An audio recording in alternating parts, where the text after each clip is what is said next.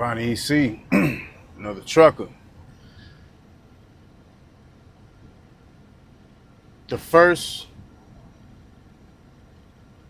number one rule for practicing safety is staying dangerous. We're gonna go ahead and sip this great, delicious. I got healthy green juice down. Yes, sir. Just got me a good little workout in, shower.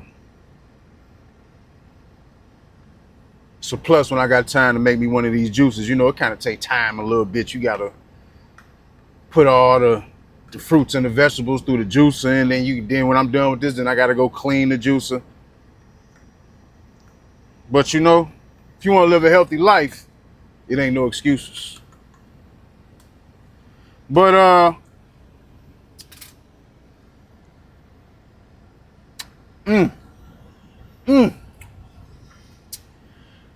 yeah, you know, lately,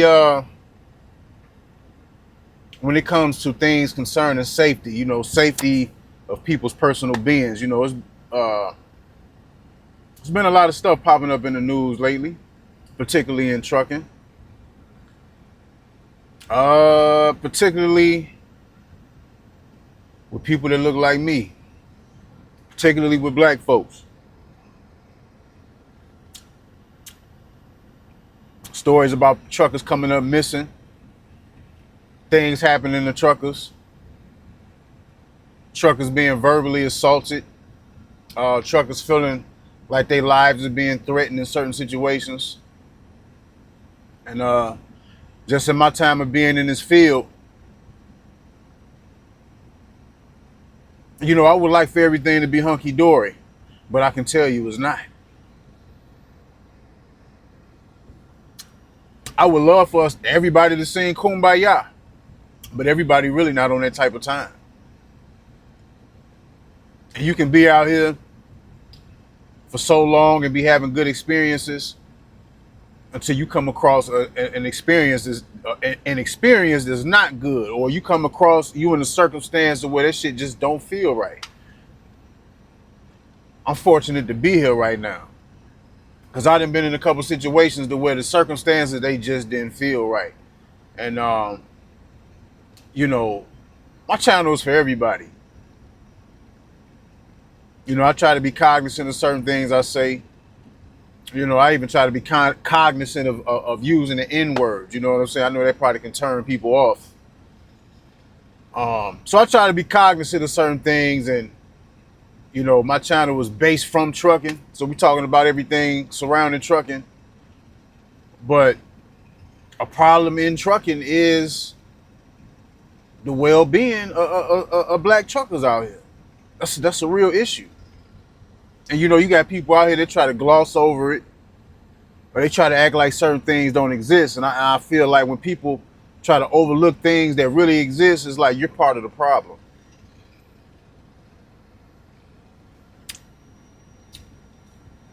So yeah, man, you got to stay dangerous out here, and not just dangerous in the sense of always being willing and ready to hurt somebody else, but you just got to be on point and have your head on the swivel and always be watching your surroundings at all times.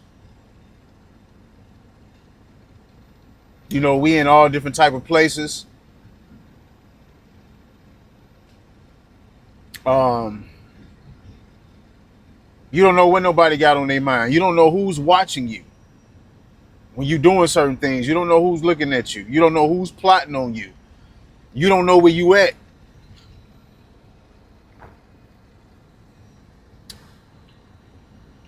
You don't know what the temperature is when you go into some of these places you ain't never been to before.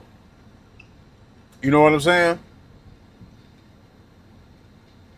Yeah, I've talked about this before. I've touched on some of these things before when I touched on, I made a video last year called Racism in Trucking. I think that's the name of it. But it's like, it's certain things that just keep happening and happening. And it's starting, it's like, okay, well, damn. What the hell is happening to these truckers where these people keep disappearing? Like, what is going on? And then it was just a video not too long ago. God damn, flies, man. These flies are so disrespectful, dog.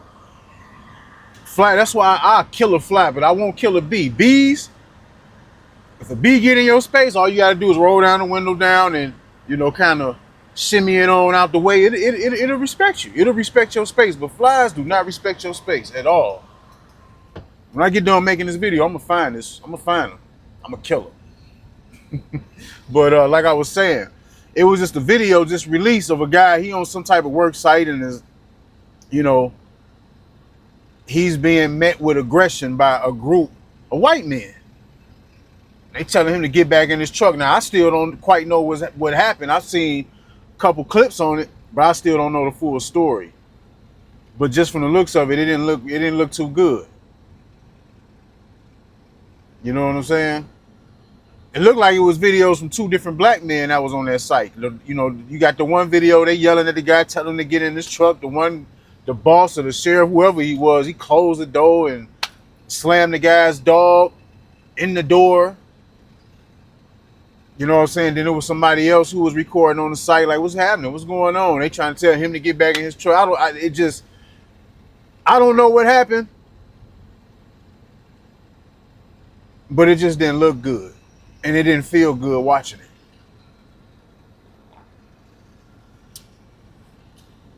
I've never been met head on with that type of aggression out here, but the energy is out here. The energy is out here.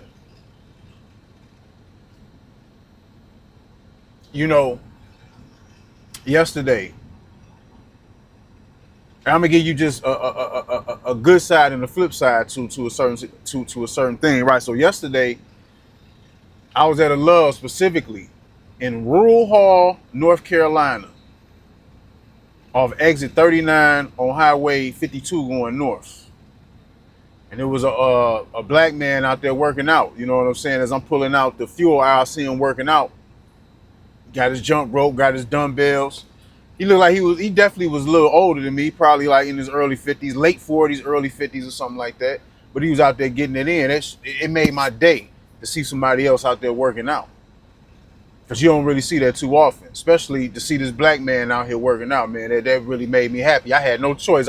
As I was pulling out, I pulled up on him like, hey, I see you. You know what I'm saying? That's what's up. He like, yeah. We just quick little small talk, but just, words of encouragement. Like, I see you. You know what I'm saying? That's what's up. Keep that up. I be doing the same thing. So shout out to that man.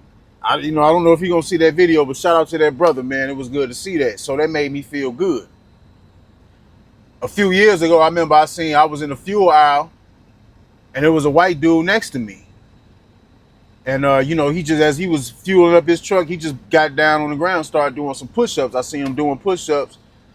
And when he stood up, same way I felt about this black man working out. I'm like, okay, yeah, that's what's up. I'm looking at this white dude, he doing push-ups. I'm like, yeah, and I'm talking to him. I'm like, yeah, that's what's happening. That's good to see, man. He stood up, he looked at me like, he didn't say a word. He just looked at me, and the look, he didn't have to say a word. I felt it in my spirit. I heard everything he said in his mind. I don't fuck with you, ninja. I don't fuck with your kind. That's what I heard. I'm sorry. If you would have seen the way he looked at me, and just the way he looked at me, I just like, oh, okay. And went back to minding my business. That energy is out here. It's out here.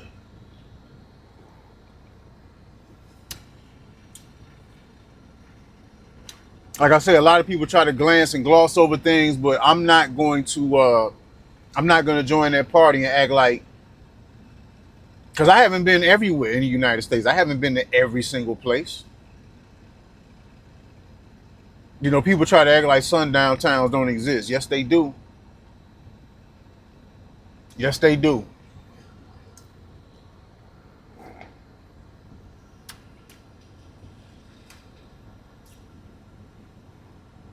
I remember when I first started. As a rookie, by myself.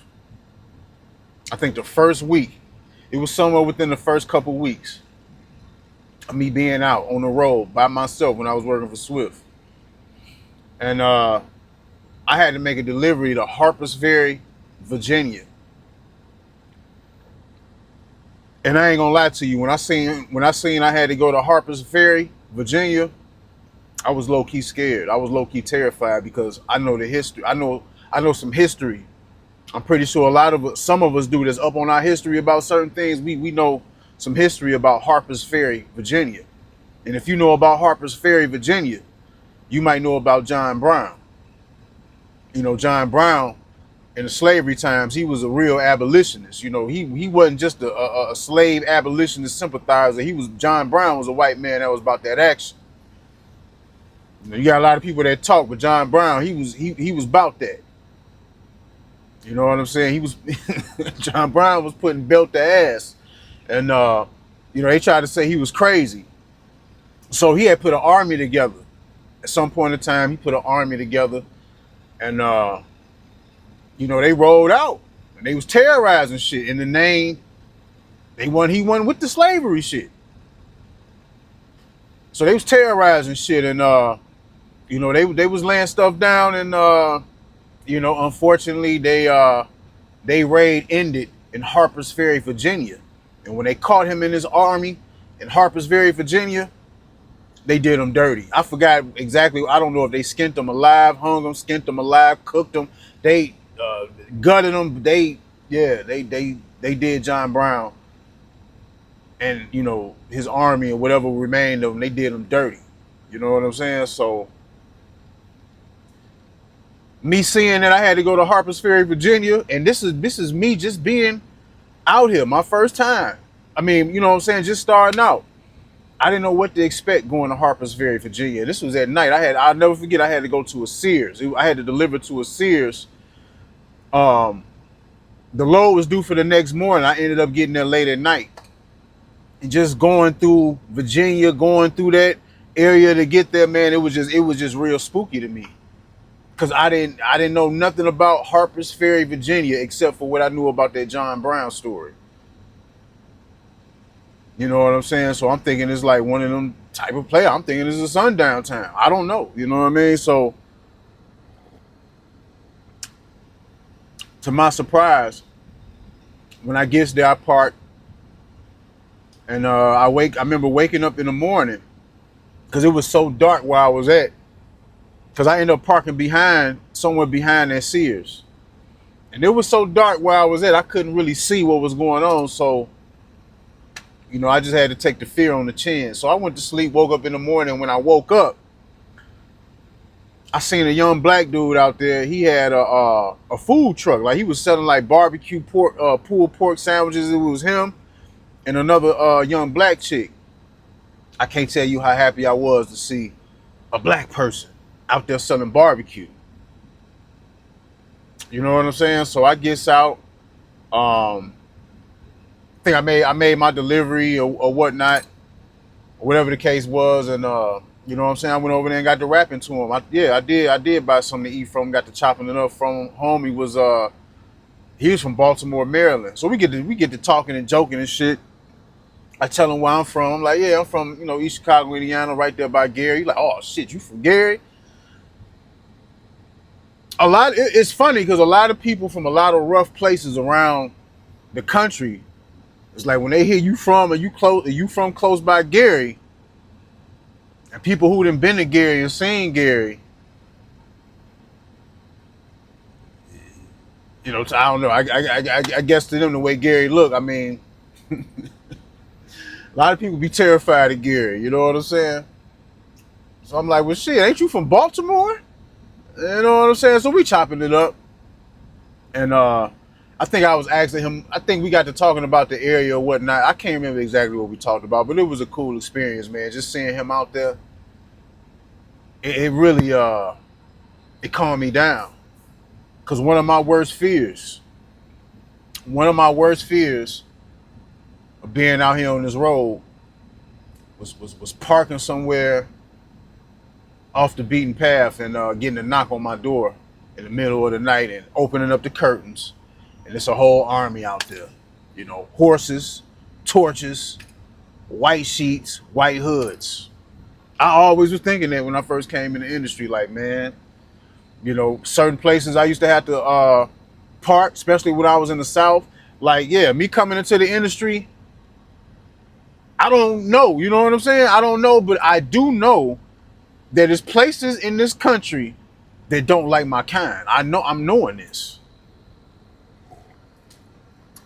So if I'm parking somewhere at night, somewhere off the beaten path, I don't get out of my truck. I pull up, shut all the curtains, and do my 10 hours, and as soon as I wake up, I'm out of there. You know what I'm saying? That's been my mindset since day one. I don't just be walking around willy-nilly in places. You know, I remember one time, I think I talked about this in that video I made, Racism in Trucking. Once again, this is sometime when I first started out by myself. I'm somewhere in Oklahoma. I think I'm on my way to Texas, but I'm somewhere in Oklahoma. I'm not on the interstate. I'm on a U.S. highway, running out of time. So it was like a little mom and pop truck stop off to my right. So I pull in there. You know, it's a few trucks, some trucks over there. I don't know nothing about Oklahoma. You know what I'm saying? I haven't really been to the South. Before me going as a truck driver going to the South, the only place I ever been in the South was Florida.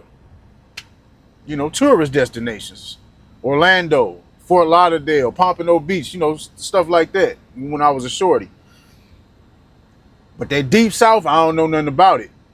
But I know it ain't nothing to play with. So me pulling up in this truck stop, I don't know nothing about. I didn't get out my truck immediately. You know, I had to take a piss. I think I wanted to get something to eat. But I was just, I stood there, I looked, waiting to see somebody that looked like me. And I remember I seen this black man getting out his truck. I'm like, yeah, that's my cue. And I got out the truck right when he was walking past. I'm like, hey, how you doing? Got to talking to him, and I walked right up in the store with him. Like, hey, I'm thinking in my head, like, something pop off, we together. You know what I'm saying? So, I don't know, man. It's messed up that a person got to even have this type of stuff on their mind. You know what I mean? Because I judge people off individual merit. You know, I don't necessarily hold everybody accountable for what their forefathers did. But it's you know what I'm saying? It's just the fact remains that some people that just don't, they not with the kumbaya shit. They don't, you know what I'm saying? They still stuck in a certain type of mindset in the frame. So you gotta be careful out here, man. You know.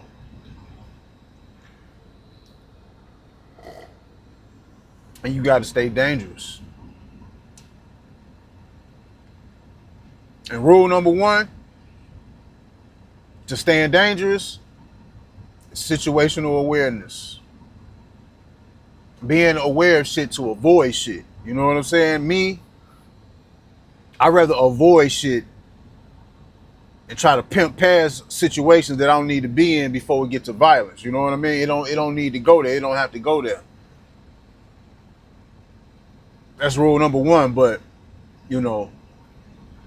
also part of staying dangerous is having to get somebody off you. If you got to, by any means. And you know what that means. You know, I know trucking companies got policies. Certain states, you're not supposed to have firearms or whatnot. I'm not going to hold you up.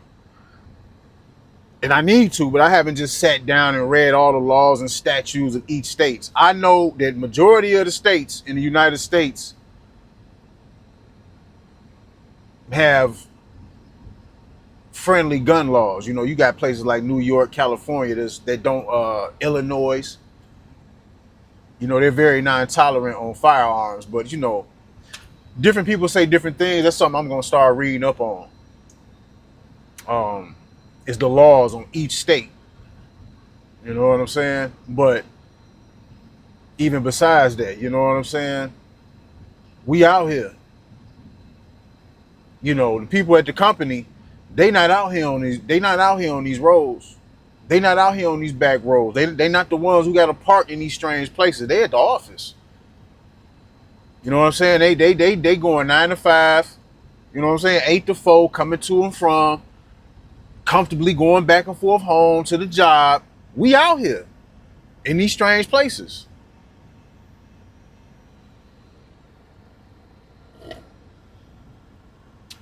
Go ahead. Start this inspection real quick. But yeah, we out here, man. So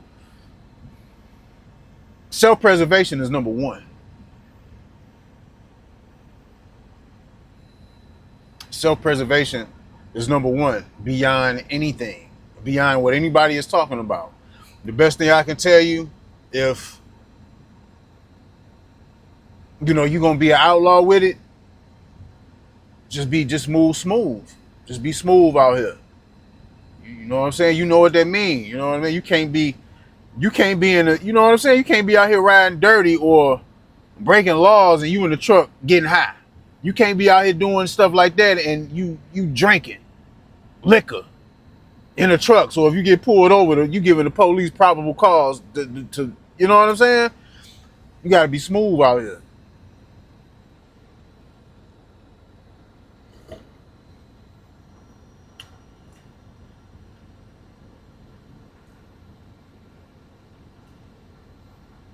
Yeah, man.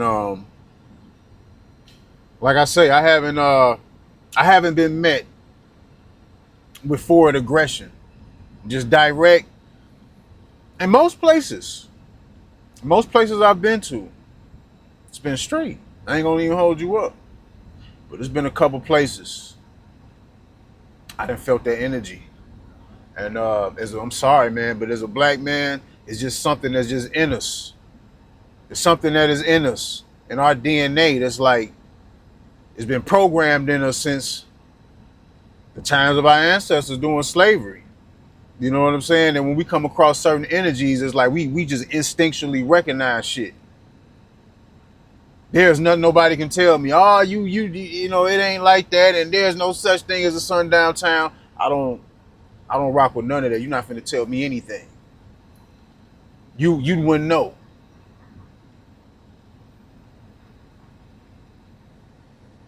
You know, I could start breaking down. I could break down some situations. You know, I just don't want to really make this video way too long. But I'm just making this video, man, just to let people know, man. Self-preservation is number one. Being aware of your surroundings, situational awareness, man. You got to watch people. You know, be looking at who looking at you.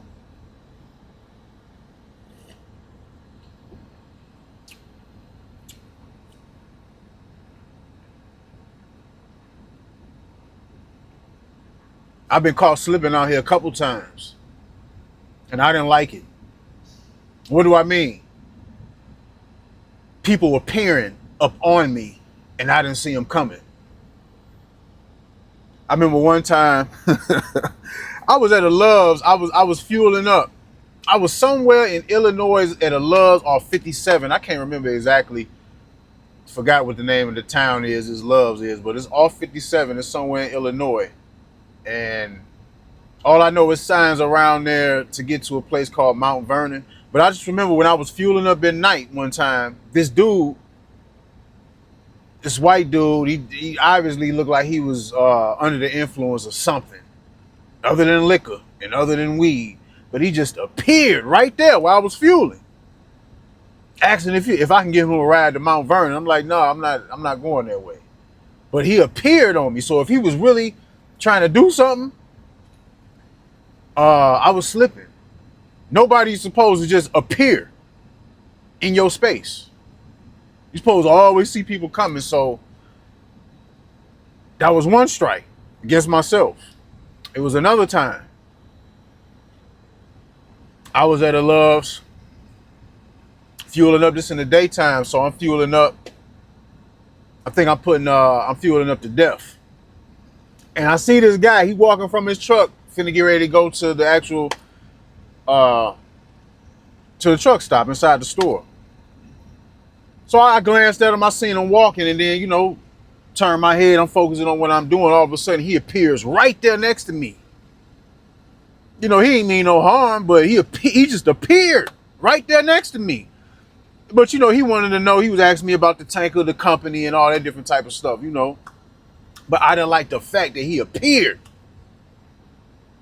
So after that, I'm like, oh no. So you know, that let me know that I was slipping. Ain't nobody supposed to appear up on you. You're supposed to see everything and everybody walking towards you or around you.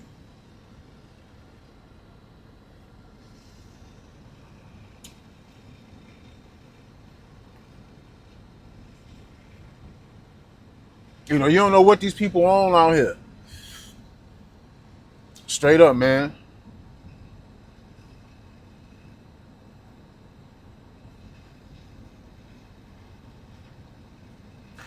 I was I don't know, some people was talking about Arkansas. I done been through Arkansas a lot. I go to Magnolia, Arkansas a lot.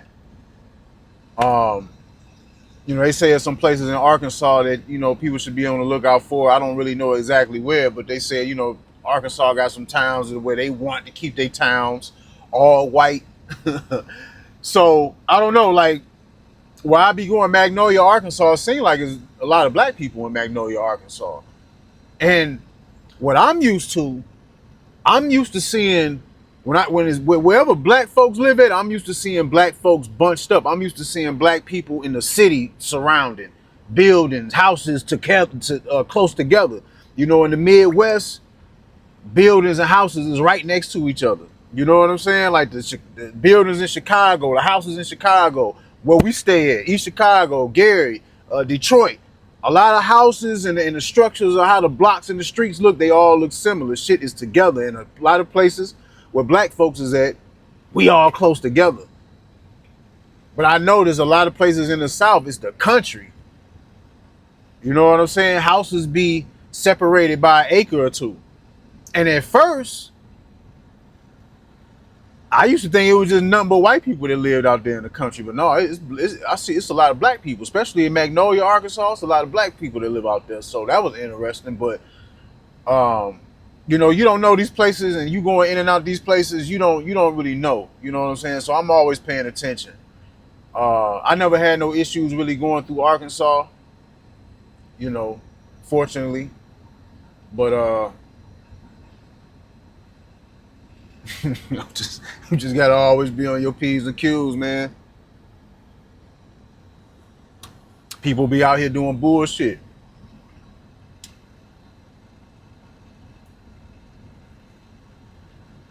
Yeah, people be on bullshit out here, man. I remember one time, I'm gonna tell this one story, and I'm gone.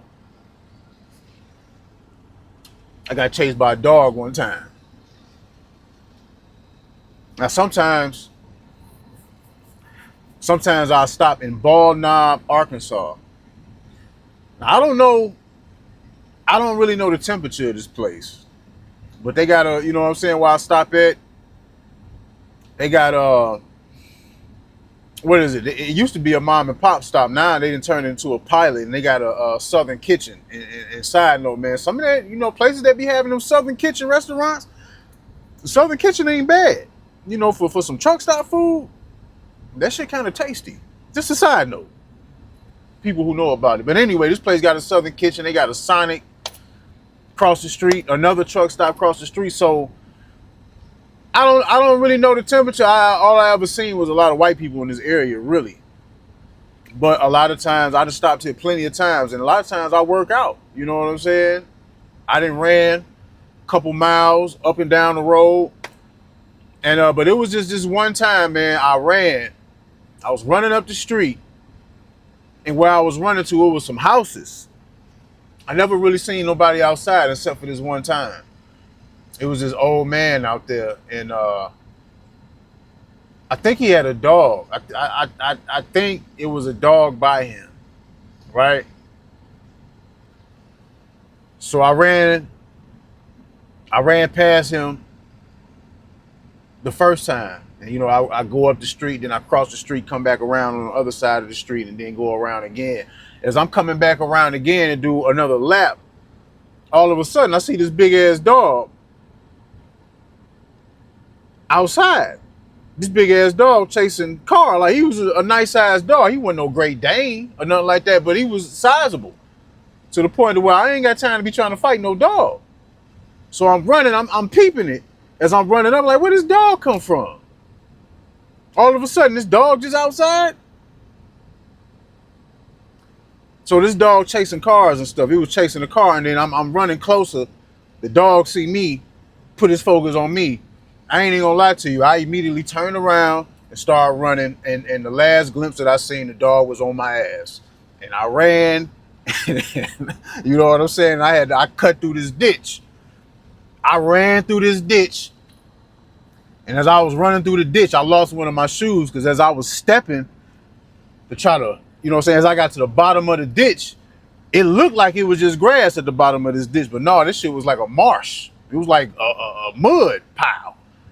So as I got to the bottom of the ditch and trying to run up the ditch, I think it was my right foot stepped in that mud or stepped in that swamp, that mushy shit, and yeah, that shit was so thick that shit pulled my shoe off as I, you know what I'm saying, as I'm running and I kicked my feet up. So yeah, so now I'm running to my truck. You know what I'm saying, with one shoe on. By that time, I didn't see the dog in sight. I don't know where the dog was at, but I wasn't even gonna try it. You know what I'm saying? But I just thought it was mighty funny because I didn't been at this place. I done ran up and down this road doing my little jogging and stuff plenty of times. All of a sudden, when I see this old white man out there, it's like he just let his dog loose. That's how I felt. I could be wrong.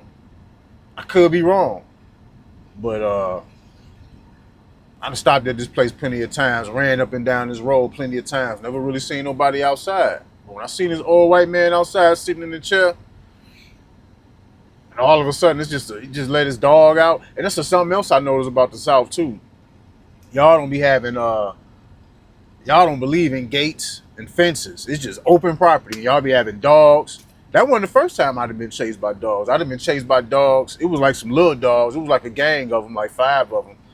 I think I was somewhere in North Carolina.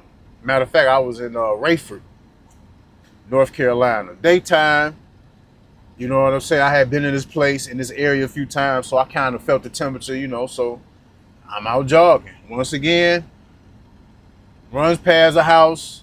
Now, I didn't necessarily see no people, but it was some dogs. But they were some little dogs, but still, you know what I mean? So when I'm in the South, I keep my workouts stationary. Right in front of my truck, burpees. I don't be, you know what I'm saying? I gotta really know the area to be moving around. But I just say all that to say, man, you just gotta be aware of your surroundings, fam. At all times. And self-preservation is number one. I ain't telling you what to do. You know what I'm saying? I understand there's rules and regulations out here. But a lot of those rules and regulations is easy to set when they not the ones who got to be out here. We the ones who got to be out here. So just think about that, man. So yeah, stay dangerous all the way around. Self-awareness, self-preservation. Bonnie, you see. Gone.